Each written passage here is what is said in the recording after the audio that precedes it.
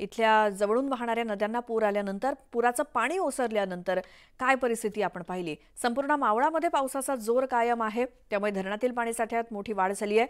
मावळ तालुक्याची तहान भागवणाऱ्या पवना धरणातील पाणीसाठा हा 79.40% इतका झालाय, त्यामुळे मावळवासियांची पाण्याची चिंता मिटली आहे।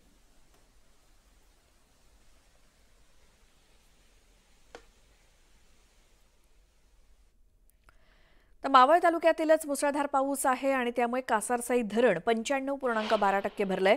धरणाच्या तीनही दरवाजांमधून 4500 क्युसेक वेगाने विसर्ग सुरू आहे। कासारसाई धरणाचा एकूण पाणीसाठा हा 16.59 दशलक्ष घनमीटर इतका आहे। सध्या धरणात 15.27 दशलक्ष घनमीटर इतका पाणीसाठा आहे आणि आतापर्यंत धरण क्षेत्रात 638 मिलीमीटर पावसाची नोंद झाली आहे।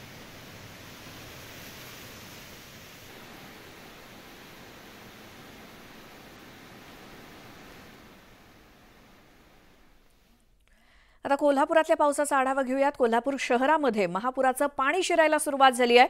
शाहूपुरीतील कुंभार गल्लीमध्ये पाणी शिरलं असून नागरिकांनी स्थलांतर सुरू केलंय। या परिसरामध्ये असलेल्या जयंती नाल्यामुळे